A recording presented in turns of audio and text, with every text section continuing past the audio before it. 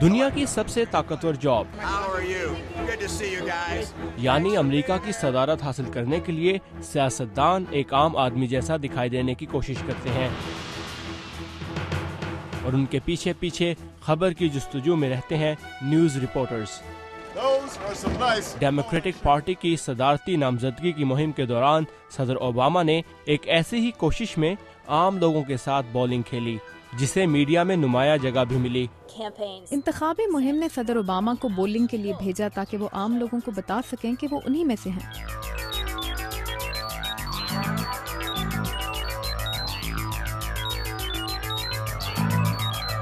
Washington میں museum نامی news media کے سب سے بڑے اور پہلے میوزیم میں ہونے والی اس نمائش میں مختلف ٹیکنالوجیز کے ذریعے یہ دکھانے کی کوشش کی گئی ہے کہ کیسے امریکہ میں صدارتی امیدوار اپنی مہم کے دوران اخبارات سے لے کر ریڈیو، ٹیلی ویژن، انٹرنیٹ اور سوشل میڈیا کو استعمال کرتے ہیں۔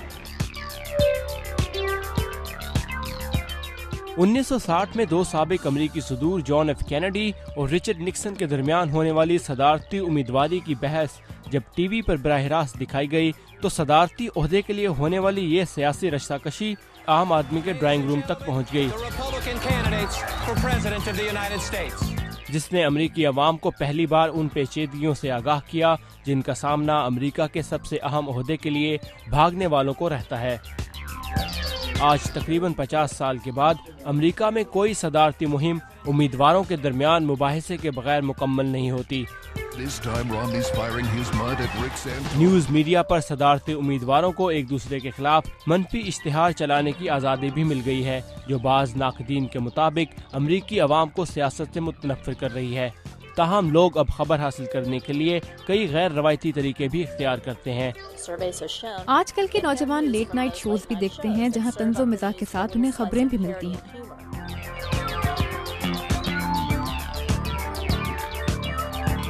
نمائش میں ہمیں کئی ایسے نوجوان بھی ملے جنہیں امریکہ کی مختلف صدارتی مہمات کے الگ الگ انداز پیش کرنے کا یہ طریقہ بہت دلچسپ لگا۔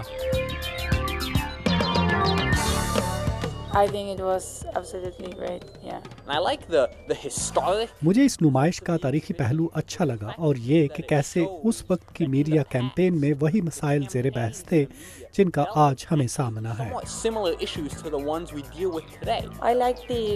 مجھے 2012 کی انتخابی مہم کی نمائش اچھی لگ رہی ہے جہاں آپ مختلف سیاستدانوں کے ٹویٹر میسیجز بھی دیکھ سکتے ہیں۔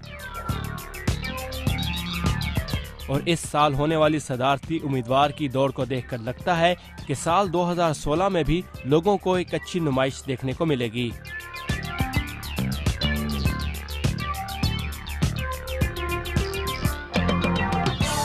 ثاقب الاسلام، اردو VOA۔